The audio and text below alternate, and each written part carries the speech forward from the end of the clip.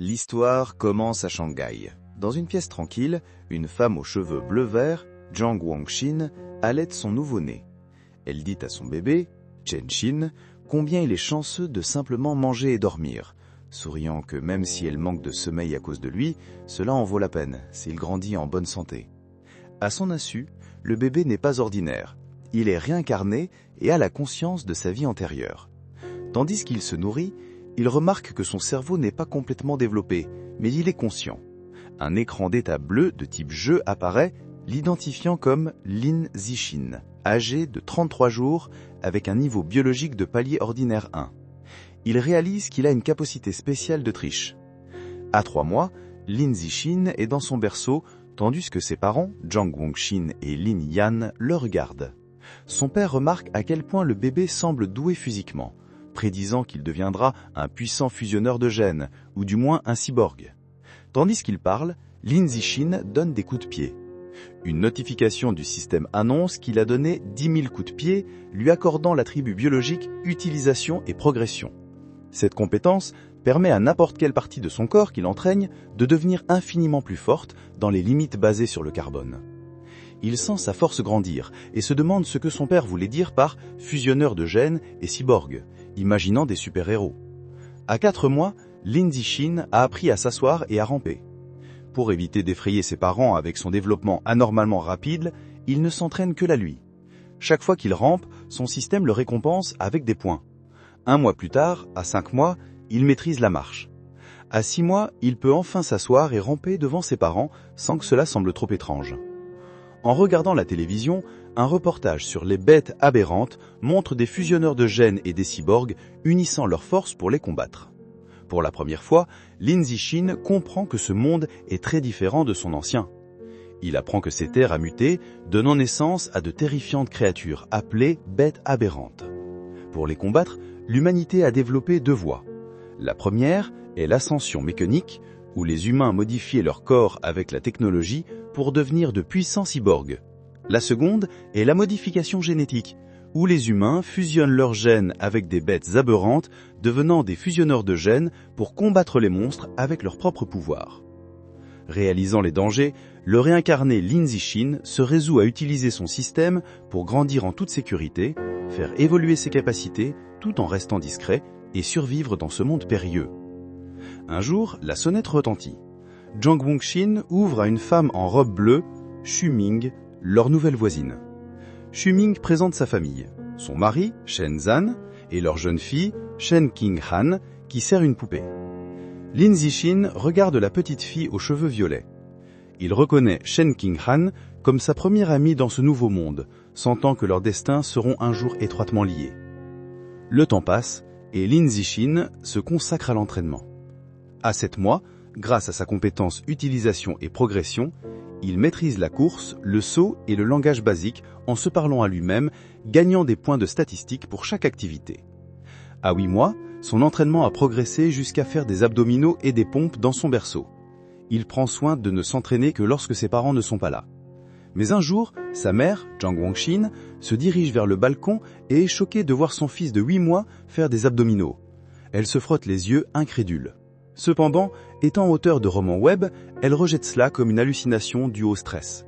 Lin Zixin fait immédiatement semblant de dormir, poussant un soupir de relâchement et prenant une note mentale d'être plus qu'arentin. Quelques jours plus tard, alors qu'elle lui donne le bain, Zhang Guangxin fait une autre découverte choquante. Elle appelle son mari, Lin Yan. Quand il accourt, elle lui montre que son fils de 8 mois a des abdominaux définis. Lin Yan est stupéfait. Il suggère avec enthousiasme que son fils pourrait être un prodige unique dans son genre, avec un avenir brillant en tant que puissant fusionneur de gènes, ou du moins un cyborg. Tandis qu'il parle, Lin Zixin est relâché à apprendre que son secret est en sûreté. Réalisant à quel point il a la chance d'avoir 2 auteurs de romans web pour parents, Lin Zixin réfléchit que sur cette terre mutée, il n'est pas le seul génie. Lui et sa mère regardent un reportage sur un enfant de 2 ans, issu d'une famille d'arts martiaux, qui peut soulever un haltère de 20 kilos d'une seule main. Zhang Guangxin serre son fils contre elle, déclarant fièrement que son Chen Xin est tout aussi incroyable. Lin Zixin est touché par la confiance de sa mère et se demande s'il pourra lui aussi soulever 20 kilos à l'âge de 2 ans. Au moment où Lin Zixin atteint l'âge de 2 ans, son entraînement a porté ses fruits. Il a fait profil bas, tout en développant secrètement sa force, soulevant aisément un poids de 20 kg d'une seule main dans la réserve. Sa science est interrompue lorsque sa mère appelle en disant que Han, le surnom de Shen King Han, est là pour jouer. Surpris, il pose le poids et sort. Il ouvre la porte pour trouver Shen King Han, maintenant aussi âgé de 2 ans, lui offrant une tartelette. Lin Zixin remarque intérieurement que, en raison de leurs âges mentaux différents, ils ne jouent pas de manière conventionnelle. Alors que Han est un tamban typique, il utilise chaque moment pour s'entraîner. Il a trouvé une manière unique de passer du temps avec elle. Puisqu'elle aime rester près de lui, elle sert de gilet lesté de taille personnalisée parfait pour ses exercices. Il y a cependant un problème récurrent, qui lui est rappelé lorsqu'il sent une chaleur humide et s'écrie que Han a fait encore pipi sur lui. Une autre année passe. À l'âge de 3 ans, la force de Lin Zixin a augmenté de manière exponentielle, et il peut soulever un poids de 40 kg d'une seule main dans la réserve. En regardant la télévision, il voit un reportage sur un prodige de 4 ans soulevant un haltère de 30 kg. Il note avec satisfaction qu'il est déjà plus fort. Malgré ses progrès, son système indique toujours son niveau biologique comme palier ordinaire 1. Il se demande ce qu'il faudrait pour atteindre le palier 2. Avec ces questions en tête, il sort de sa maison pour la première fois. Le monde extérieur est un paysage urbain futuriste époustouflant, avec des hommes bêtes et des cyborgs, qu'il suppose être les fusionneurs de gènes et les cyborgs dont il a entendu parler. Accompagné de sa mère et de leurs voisins Xuming et Shen King Han, il se dirige vers la bibliothèque. Comme ses parents ne le laissent pas utiliser d'appareils électroniques, les livres sont leur meilleure source d'information. À la bibliothèque, sa mère lui indique la section pour enfants, mais Lin Zixin se dirige vers les encyclopédies avancées, avec Shen King Han inquiète qui le suit. Les mères regardent avec confusion. Xuming demande pourquoi il aime ses livres, et Jiang Wangxin devine que ce sont ses gènes de génie. Tandis que Shen King Han lui offre des biscuits, Lin Zixin est absorbé par sa lecture. À travers les livres, il apprend que toute vie est classée en 6 niveaux biologiques: ordinaire, avancé, rare, épique, légendaire et mythique. Chacun divisé en 9 paliers. Il réalise que les humains normaux, comme ses parents, sont au plus bas, palier ordinaire 1, aussi insignifiant que des fourmis comparés aux êtres de niveau supérieur. Cette connaissance allume un feu chez Lin Zixin. Il doit accélérer son entraînement tout en maintenant sa couverture. Son système l'alerte d'une nouvelle quête, lire 1 million de caractères pour être récompensé par la racine céleste de la sagesse. Excité d'entraîner à la fois l'esprit et le corps, il accepte. À l'âge de 4 ans, lui et Shen King Han commencent la maternelle, se tenant la main avec leur enseignante, mademoiselle Zheng Me. Son travail acharné porte ses fruits. Peu de temps après avoir commencé l'école, il atteint le palier ordinaire 2. Ses prouesses physiques sont immenses. Il peut soulever un poids de 80 kg d'une seule main, sauter en hauteur à 1,2 m et sprinter 100 mètres en moins d'11 secondes. Des statistiques exceptionnelles pour un adulte, sans parler d'un enfant de maternelle. Un jour, il trouve des enfants qui encerclent une Shen King Han en pleurs, la traitant de pipi au lit. Voyant son ami harcelé, il sait qu'il doit agir. Il saute de manière spectaculaire au milieu des intimidateurs, les fixe et lâche une menace terrifiante. Si quelqu'un intimide Han à nouveau, il fera pipi sur leur lit tous les jours. La menace enfantine, mais menaçante, fonctionne. Les intimidateurs éclatent en sanglots, jurant de ne jamais revenir à la maternelle. Shen King Han regarde son protecteur avec admiration. Cet acte débloque un nouvel accomplissement, le titre de roi des gosses de maternelle, et une nouvelle série de quêtes. Il est ravi de pouvoir travailler sur plusieurs quêtes à la fois. 6 mois plus tard, il termine sa quête de lecture. Ayant lu 100 millions de caractères, il est récompensé par la racine céleste de la sagesse, lui accordant une mémoire eidétique parfaite et une capacité d'apprentissage humain maximale. Le temps passe vite, et bientôt, lui et Shen King Han ont presque 7 ans, posant pour leurs photos de fin de maternelle. Même pendant les vacances, Lin Zixin ne se repose pas, maintenant assez fort pour s'entraîner avec une barre massive de 200 kg. Pendant les vacances, ses capacités avaient atteint de nouveaux sommets.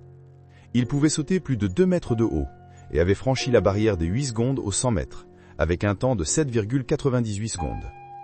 Son esprit était tout aussi vif, stimulé par son nouvel attribut. Il avait déjà terminé la majeure partie du programme de l'école primaire. Sa nouvelle vie a commencé à l'école élémentaire Soleil. Puisqu'il étudiait par lui-même des matières avancées, les compétitions académiques étaient faciles. Il a remporté sans effort la première place à la compétition académique nationale des écoles primaires, juste pour débloquer son titre le plus rapidement possible. Chaque fois qu'il avait du temps libre, il donnait des cours particuliers à Shenxing Han. Bien qu'elle n'ait pas un talent exceptionnel, elle était dirigeante. Avec son aide, ses notes se sont considérablement améliorées. Et après un semestre, elle était classée 2e de la classe, avec Lin Zichin en première place. Pour accélérer sa quête, il a également participé aux compétitions sportives de l'école, battant tous les records. Juste au moment où il pensait que sa vie scolaire se poursuivrait dans cette routine prévisible, une nouvelle élève transférée spéciale est apparue.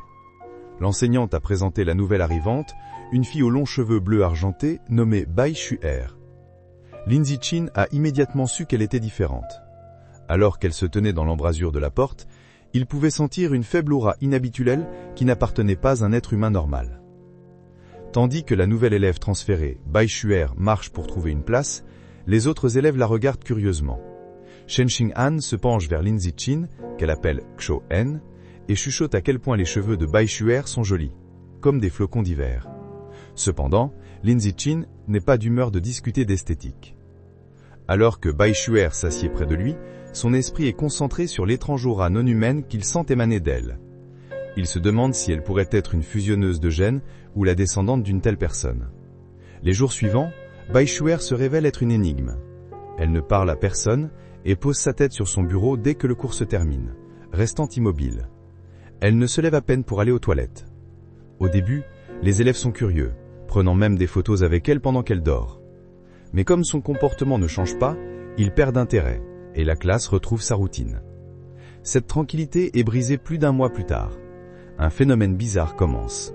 Bai Shu'er se met à sécréter un liquide blanc visqueux. La substance a une odeur nauséabonde et dégouline sur ses vêtements et ses jambes. Les autres élèves réagissent avec dégoût, se plaignant de la terrible odeur. Un garçon méchant lâche un commentaire grossier sur le liquide, puis verse sa bouteille d'eau sur sa tête, affirmant qu'il est en train de la laver. Humilié et trempé, Bai Shu'er serre le poing sur son bureau, et des larmes coulent sur son visage alors qu'elle commence à pleurer, ses épaules secouées par des sanglots silencieux. Les intimidateurs éclatent en rire cruel face à sa détresse. Regardant depuis leur bureau, Shenxing Han se tourne vers Lin Zichin, avec une expression inquiète, lui demandant s'ils peuvent aider pauvre Bai Shu'er. Lin Zichin est confus. Il avait senti que Bai Shu'er était dangereuse. Il ne peut donc pas comprendre pourquoi elle pleure. Il accepte d'aider. Tandis qu'il se dirige vers les intimidateurs, il réévalue son jugement. Bien qu'il ne la comprenne toujours pas, il réalise que pour l'instant, elle n'est pas une menace. Elle n'est qu'une fille faible harcelée, et il doit intervenir. Lin Zichin approche le principal intimidateur et l'attrape par le col, l'appelant par son nom. Avec un sourire menaçant, il ordonne au garçon d'essuyer l'eau du bureau de Bai Shu'er. Gonshun est terrifié, et bégatit qu'il va nettoyer immédiatement. Les autres intimidateurs savent qu'ils ont des ennuis. Lin Zichin est l'étoile à l'école pour être doué à la fois dans les études et la bagarre. Même les élèves de 6e n'osaient pas s'en prendre à lui. Sachant qu'il vaut mieux obéir, ils attrapent rapidement des mouchoirs et nettoient le désordre. Une fois le bureau propre, le regard de Lin Zichin balaie le groupe. Il ordonne à toutes les personnes impliquées de s'excuser immédiatement auprès d'elle. Les intimidateurs, en sueur et terrifiés, s'exécutent rapidement. Ils s'alignent devant son bureau et inclinent la tête, offrant des excuses et promettant de ne jamais plus l'intimider. Les intimidateurs partis, Bai Shu'er lève les yeux toujours larmoyants. Elle remercie avec gratitude Lin Zichin et Shenxing Han. Shenxing Han pose une main réconfortante sur l'épaule de Bai Shu'er, lui disant que les camarades de classe sont censés s'entraider. À partir de ce jour, Shenxing Han se donne pour mission de se lier d'amitié avec la tranquille fille aux cheveux blancs, entraînant toujours Lin Zichin avec elle. Pendant un de ces moments, alors que Shenxing Han lui offre une friandise, Bai Shu'er hésite. Elle les regarde et demande s'ils ne sont pas dégoûtés par elle parce qu'elle sent si mal. Elle explique qu'elle est désolée de ne pas leur faire confiance et que depuis qu'elle est petite, elle a toujours été ostracisée par tout le monde. Avoir quelqu'un de gentil avec elle lui semble si irréel qu'elle pense qu'elle est en train de rêver. Bai Shu'er lève les yeux surpris lorsque Shenxing Han lui dit fermement que ce n'est pas un rêve. Shenxing Han sourit gentiment et dit qu'elle sait ce que c'est et qu'elle ne serait jamais dégoûtée par elle.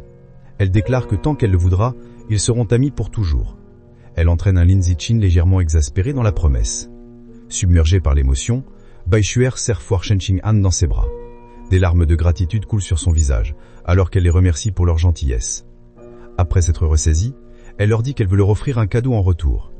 Elle tente un collier avec une paire de crocs de bête, expliquant que c'était un cadeau d'anniversaire de sa mère, Elle leur donne, espérant qu'ils puissent être un symbole de leur amitié. Shen Qinggan accepte avec enthousiasme et les 3 enfants se tiennent ensemble dans la cour de l'école alors que le soleil se couche, déclarant joyeusement qu'ils seront amis pour toujours. Cependant, juste au moment où leur nouvelle amitié se solidifiait, l'inattendu s'est produit. Un jour, Shen Qinggan est stupéfaite d'apprendre que Bai Shuer a été transféré de l'école. Lin Zichin le confirme, révélant qu'il l'a vu remplir les papiers de retrait. Il se remémore avoir regardé depuis l'embrasure du bureau du directeur. Il a vu Bai Shuer avec le directeur et un homme grand et intimidant avec des bras cybernétiques. Le directeur a assuré à l'homme que les formalités de Bai Shuer étaient complètes et que ces informations resteraient confidentielles. La rencontre a confirmé les soupçons de Lin Zichin, selon lesquels l'identité de Bai Shuer n'était pas simple. À partir de ce jour, il n'a plus jamais revu Bai Shuer, livré à ses questions à son sujet. Mais il note que les événements qui ont suivi ont vraiment capturé son attention. Quelque temps plus tard, Lin Zichin est à la maison, donnant un massage d'épaule à sa mère, Zhang Wanxin. Elle soupire de soulagement, lui disant que le massage est parfait après une longue journée de frappe. Lin Zichin note intérieurement qu'il a appris des techniques de massage professionnelles grâce à sa « racine céleste de la sagesse » et est surpris de son utilité. Leur soirée tranquille est interrompue par un reportage majeur. Il présente un autre exploit incroyable du prodige de Kyoto. À seulement 10 ans, le garçon a réussi à fusionner avec des gènes de bêtes aberrantes et peut maintenant soulever un rocher de 500 kg d'une seule main. Lin Zichin reconnaît le garçon et réalise avec un choc que son rival a déjà commencé la fusion gène. Son père, Lin Yan, se plaint que le prodige de Kyoto passe toujours à la télévision, se demandant s'il n'essaie pas d'en faire un influenceur. Les parents en discutent. Lin Yan explique que le garçon est issu d'une famille d'arts martiaux millénaires, ils ont donc probablement de la technologie avancée de fusion gène. Zhang Wanxin soutient qu'il est mal d'utiliser un enfant comme cobaye. Son mari rétorque que pour une telle famille, les intérêts familiaux passent avant tout, ce qui lui vaut un sarcastique « tu sais tout » de sa femme. Pendant que ses parents se chamaillent, Lin Zichin est plongé dans ses pensées. Il se rappelle qu'avant la fusion, le prodige pouvait soulever 100 kg. Maintenant, il peut soulever 500 kg, une augmentation de 5 fois. En comparaison, Lin Zichin, à seulement 8 ans, peut déjà soulever un poids de 300 kg d'une seule main sans aucune fusion gène. Il conclut dans un coup de poing confiant que son propre potentiel est bien plus grand. Sa confiance montait en flèche, mais ce sentiment fut de courte durée. Le reportage suivant lui apprit la véritable signification de la peur. Un flash info montre une ville dans un pays voisin, complètement dévastée par une explosion massive. Le reportage indique que, d'après les images, l'attaque a été menée par des rats aberrants gigants. L'écran montre des images horribles de rats monstrueux envahissant les ruines, capturant une femme hurlante dans leurs énormes mâchoires, puis la dévorant brutalement. Le reportage continue, confirmant que les hérétiques sont responsables de l'attaque des rats aberrants, attisant les flammes dans l'ombre. Lors d'une conférence de presse, un responsable du pays dévasté de Sakura plaide pour une aide internationale, expliquant que les hérétiques sont un culte obscur manipulant les bêtes. En regardant les informations, Lin Zichin apprend que le culte est une organisation anti-humaine de traîtres qui servent les bêtes aberrantes pour leur propre gain. Il se sent soulagé d'être né dans un pays puissant et stable, lui offrant un endroit sûr pour devenir plus fort, tout en restant discret. Ses pensées sont brisées par des bangs soniques à l'extérieur. Il se précipite à la fenêtre et écarte le rideau pour voir un escadron de cyborgs richement armés volant dans le ciel nocturne. Il se demande pourquoi autant d'entre eux sont déployés, espérant qu'il ne se passe pas de quelque chose de grave.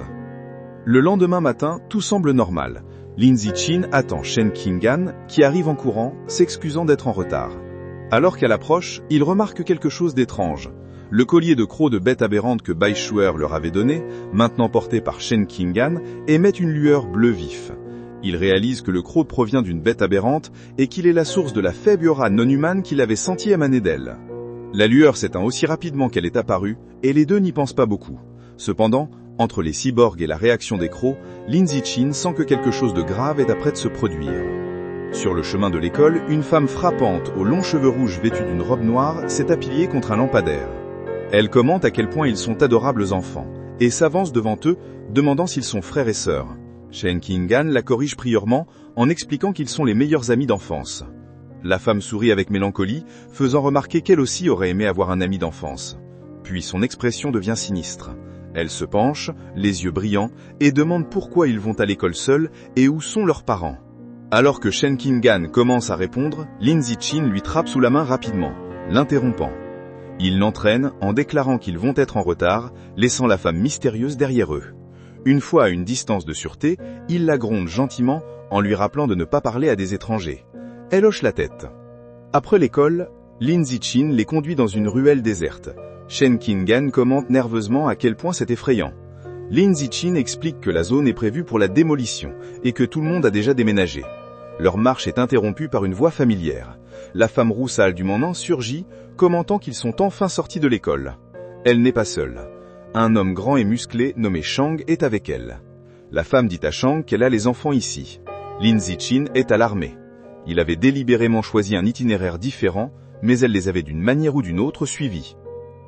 La femme essaie de les attirer avec une voix douce, leur offrant des friandises. Son complice, Shang, s'impatiente. Il lui dit d'arrêter de parler et d'assommer les enfants tout simplement pour qu'ils puissent en finir. Sans un mot de plus, Shang se précipite vers eux avec un chiffon, criant qu'il est pressé de les vendre. Alors qu'il se rapproche, Lin Zichin pousse Shen Qinggan hors de son chemin et se met en position pour l'affronter. Il serre le poing et lance un coup de poing puissant de toute sa force. Le coup atteint de plein fouet Shang au visage, arrêtant l'homme plus grand. L'immense force envoie Shang à l'arrière de la ruelle avec un cri de douleur. La femme rouge regarde avec une incroyable incrédulité, choquée qu'un écolier de primaire puisse envoyer un homme adulte voler. Au sol, Shang crache du sang, stupéfait. Shang étant à terre, Lin Zichin se tourne vers la femme rouge. Avant qu'elle puisse réagir, il lui donne un coup de poing solide au milieu du corps, suivi d'un puissant uppercut qui l'assomme. Se tenant au-dessus des ravisseurs vaincus, son expression se durcit. Il ramasse une brique à proximité. Ses intentions sont sinistres. Il se dit que l'absence de caméra dans la ruelle déserte, il doit les achever. S'ils vivent, ses pouvoirs surhumains seront exposés, ruinant son plan de rester discret et de devenir plus fort. Au moment où il est sur le point de porter le coup final, le sol tremble violemment. Un puissant tremblement de terre secoue la ruelle, les prenant par surprise. Un instant plus tard, une immense main griffue défonce le mur d'un bâtiment voisin. Un monstrueux rat aberrant gigant émerge de la poussière et du débris, les dominant. La bête ignore les enfants et plane au-dessus de la femme inconsciente, mais au lieu de la dévorer, elle la décapite d'un rapide coup de griffe. Le rat ramasse ensuite sa tête tranchée alors que Shen Qinggan hurle de terreur. Reconnaissant le danger, Lin Zichin prend la Shen Qinggan horrifiée dans ses bras. Il lui dit que c'est un rat aberrant géant et qu'ils doivent se mettre en sécurité. Il se retourne et sprint, la portant tandis qu'il fuit. Alors qu'il s'échappe, un éclair de rouge et d'or traverse le ciel. Une cyborg féminine aux cheveux blonds et avec des attaches d'oreilles de lapin sur son casque plonge dans la ruelle. Elle se déplace avec une vitesse incroyable, un flou de mouvement alors qu'elle passe devant le rat. Shen Qinggan, regardant par-dessus l'épaule de Lin Zichin, s'exclame à quel point la cyborg est incroyablement rapide. La cyborg atterrit gracieusement derrière le monstre. Face au rat, la cyborg féminine prépare son attaque. Son gantelet brille tandis qu'elle charge son arme et annonce une fumée anesthésiante. Elle tire des projectiles sur le monstre, provoquant des explosions massives qui secouent la ruelle. Lin Zichin protège Shen Qinggan de l'explosion. Le rat aberrant est pris dans les explosions enflammées, rugissant de douleur et est étourdi par la fumée anesthésiante. Voyant son ouverture, la cyborg bondit et achève la bête affaiblie dans une rafale de coups. Plus tard, Lin Zichin regarde un reportage sur l'incident à la maison. Il analyse le combat, concluant que le niveau de puissance de la cyborg n'est probablement pas très élevé. Il se dit qu'elle a dû d'abord affaiblir le rat, et il lui a quand même fallu 7 minutes pour le tuer. Il réfléchit au danger des rats aberrants géants, sachant que ce sont des créatures coriaces qui peuvent atteindre plus de 10 mètres de long et atteindre le palier ordinaire 5. Heureux qu'il se soit échappé indemne, l'incident lui rappelle les dangers du monde. Il se résolut à intensifier son entraînement pour se protéger et protéger ceux qui lui sont chers. On le voit plus tard dans son espace d'entraînement faire des squats lestés avec un lourd rocher sur le dos, lui accordant d'énormes augmentations de statique. Son travail acharné porte ses fruits. Juste avant le début de l'école, après une course de 10 km, son système lui annonce que son niveau biologique a atteint le palier ordinaire 3. Ses attributs physiques augmentent considérablement. Il peut désormais soulever 700 kg d'une seule main, à un saut vertical de 4 mètres et peut courir le 100 mètres en 6 secondes. Alors que sa puissance augmente, il se demande quel niveau le prodige de Kyoto a atteint. Par coïncidence, un nouveau reportage est diffusé à la télévision la nuit précédant la rentrée. Le reportage révèle que le prodige, désormais âgé de 14 ans, a fusionné avec des gènes de fourmis géantes et peut soulever un bloc d'alliage de 2000 kg d'une seule main. Lin Zichin calcule que puisque les gènes de fourmis géantes augmentent la force par un facteur de 4 à 8, la vraie force de levée du prodige, sans l'augmentation génique, n'est que d'environ 500 kg. Ce qui veut dire que Lin Zichin est toujours fondamentalement plus fort. Il sourit, en imaginant à quel point il deviendra puissant avec une future fusion génique. Le lendemain, le collège commence. Parce qu'il était le meilleur élève de la ville, tous les meilleurs collèges essayaient de le recruter. Il a accepté l'invitation du collège de Shanghai, mais seulement si Shen Xinggan pouvait être dans sa classe. Pendant l'inscription, ils sont accueillis par le directeur et leur nouveau professeur principal, qui exprime à quel point il compte sur lui. Après quelques boutades, il trouve une excuse et part avec Shen Xinggan. La vraie raison pour laquelle il a choisi le collège de Shanghai était ses excellentes facilités sportives. Ils avaient prévu de jouer au badminton sur le terrain de l'école avant que la classe ne commence. Sur le terrain, une Shen Xinggan excitée dit à Lin Ziqing, Xiao Chen, qu'il devrait commencer. Elle serre les panaches, criant son coup courbe d'effet. Lin Ziqing attrape le volant dans l'air, mais leur jeu est interrompu. Un groupe de plus âgés s'approche et leur chef, coiffé d'une casquette à l'envers, arrache le volant, les informant que le terrain est réservé. Ses amis proposent, sarcastiquement, de laisser Shen Xinggan rester et s'entraîner avec eux. Shen Xinggan tient bon, leur disant qu'ils doivent suivre les règles et qu'ils étaient la première. Lin Ziqing, voyant qu'ils se rapprochaient trop de Shen Xinggan, intervient avec une expression froide. Il leur dit de s'éloigner d'elle et leur rappelle la règle du premier arrivé, premier servi. Le chef se moque, déclarant arrogamment qu'il prend le terrain. Le chef tient le volant et le lance. Mais avant qu'il puisse servir, Lin Ziqing bouge. Il déclare qu'à partir de maintenant, c'est ces règles qui sont les seules qui comptent. Avec une poussée de puissance, il saute et frappe le volant avec une force incroyable. Le volant fuse à travers le terrain, un flou de blanc. Il se déplace si vite que le chef a à peine le temps de réagir. La force de l'impact brise sa raquette et fait voler sa casquette. Les plus âgés sont sous choc, en sueur et en tremblant. Ils se demandent si Lin Ziqing est même humain, se demandant s'il est un fusionneur de gènes. L'un d'eux note avec terreur que, si le tir avait été un peu décalé, la tête de leur chef aurait été arrachée. Complètement intimidés, les plus âgés s'inclinent gravement tous en excusant. Ils disent à Lin Ziqing qu'ils comprennent les règles maintenant et qu'ils vont partir immédiatement. Ils battent ensuite en retraite rapide.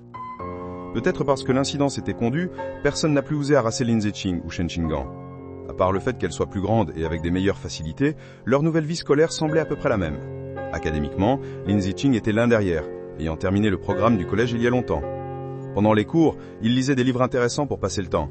La nuit, après les entraînements, il utilisait sa racine céleste de la sagesse pour acquérir rapidement de nouvelles compétences en ligne, s'essayant à la cuisine, à la photographie, à la conduite, à la natation et à divers sports.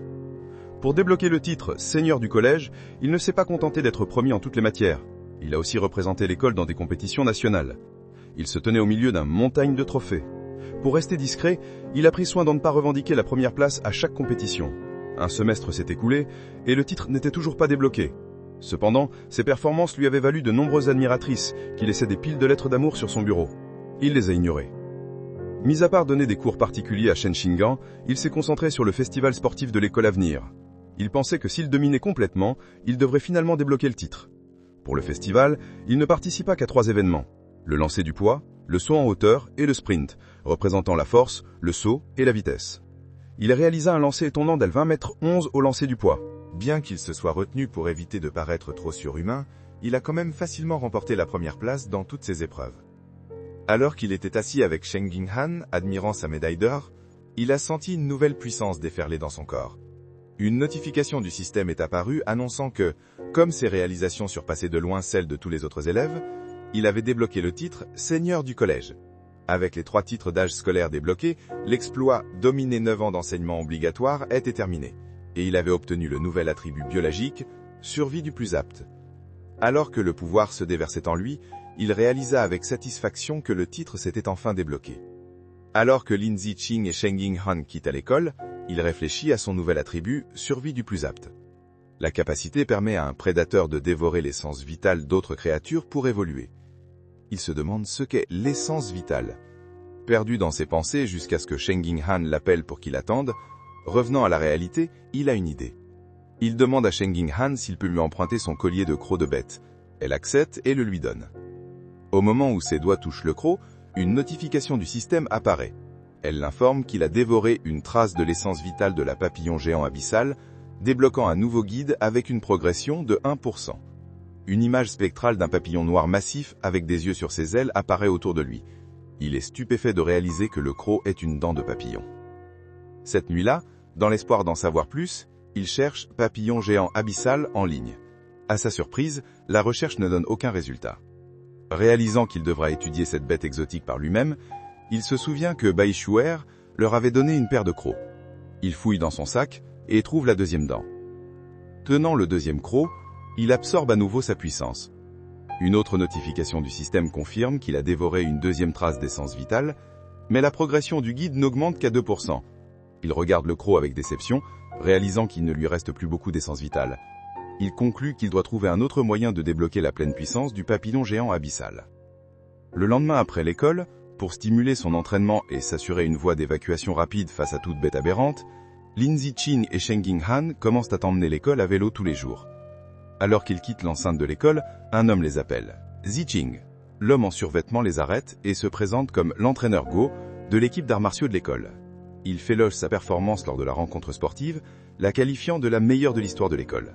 Avec beaucoup d'enthousiasme, l'entraîneur Go l'invite officiellement à rejoindre l'équipe, insistant sur son talent athlétique qui dépasse ses capacités académiques. Il presse Lin Ziqing de dire oui, mais lui offre également du temps pour en apprendre davantage sur l'équipe avant de décider. L'entraîneur Go parle si vite et avec tant de passion que Lin Ziqing n'a pas l'occasion de dire non. En leur disant au revoir, alors qu'ils s'éloignent, l'entraîneur leur dit que l'équipe d'arts martiaux se trouve dans la salle C du gymnase et qu'il l'attendra s'il est libre de venir le voir le lendemain. Alors que le soleil se couche, Lin Ziqing est de retour dans sa chambre, prêt à tester sa nouvelle capacité. Il tape dans ses mains, écrasant un cafard et un moustique qu'il a trouvé. Il ouvre ses mains pour examiner les insectes morts, mais ne ressent aucune poussée de puissance. Il réalise que tuer de si petites créatures ordinaires n'a pas très clenché la compétence. Il déduit que seules les bêtes puissantes ou exotiques contiennent suffisamment d'essence vitale pour être dévorées pour son évolution. Pour vérifier sa nouvelle théorie, Lin Ziqing décide de visiter un supermarché qui vend des méthniums biologiques. Avec Shen Jinghan à l'arrière, il les emmène à vélo dans la ville. Ils arrivent bientôt à un grand supermarché à plusieurs étages. À l'intérieur, ils traversent les haillons, et Lin Ziqing remarque que, s'il y a beaucoup de viande de bête, elle est toute pré-emballée. Il sait qu'il ne peut pas tester sa théorie sans toucher la viande. Alors qu'il se sent frustré, il entend un boucher faire de la publicité pour de la viande de bête fraîchement coupée. Il aperçoit un comptoir avec une pancarte indiquant « Viande de bête fraîche, non préemballée, suralimentaire ». Là où un boucher coupe de grands morceaux de viande, il dit à Shen Jinghan confuse d'attendre. Il dit qu'il va vérifier la viande, il n'explique pas plus, impatient de confirmer ses soupçons, et se précipite vers le comptoir. Il tend la main et la pose sur une tranche de viande de bête fraîchement coupée. Au moment où il entre en contact, une puissante vague d'énergie violette s'écoule en lui. Exactement comme il l'avait pensé, la viande de bête contient une forte poussée d'essence vitale. Il serre le poing avec excitation. Un large sourire sur sa face. Shen Jinghan regarde, décontenancé, se demandant pourquoi il est si excité rien qu'en touchant de la viande. Elle s'approche de lui avec un air d'inquiétude confuse, lui demandant ce que la viande lui fait sentir. Essayant de garder son sang-froid, Lin Ziqing dit à Shen Jinghan perplexe que la viande lui paraît juste plus fraîche que normale et lui demande si elle veut toucher aussi. Elle agite frénétiquement ses mains et refuse, disant qu'il l'a suffisamment touchée pour elle et pour moi. Ayant confirmé sa théorie, Lin Ziqing décide d'acheter de la viande de bête pour l'essayer à la maison, surprenant Shen Jinghan. Il n'est pas surpris par sa réaction, sachant que la viande de bête est incroyablement chère. Même l'option la moins chère, le calmar ambra géant, coûte près de 1000 yens par din, unité de poids chinoise. Décidant d'opter pour le calmar, il prend un paquet. Shen Jinghan panique devant le prix, lui disant que c'est trop cher et qu'il devrait demander à sa mère avant de l'acheter. Il sourit et lui tapote la tête mais n'est rassuré. Il lui dit que sa mère lui avait déjà dit d'en acheter beaucoup pour nos deux familles. Une flashback montre sa mère, Zhang Guangxin, acceptant joyeusement de préparer un festin. Intérieurement, Lin Ziqing admet que bien que le partage soit partie de son plan, son autre raison, plus importante, est de tester s'il peut absorber l'essence vitale par la consommation, car il craint que l'absorption directe ne gâche la viande. À la caisse, il achète 3 paquets de calmar ambra géant pour un montant élevé de 2994 yens. La caissière le remercie.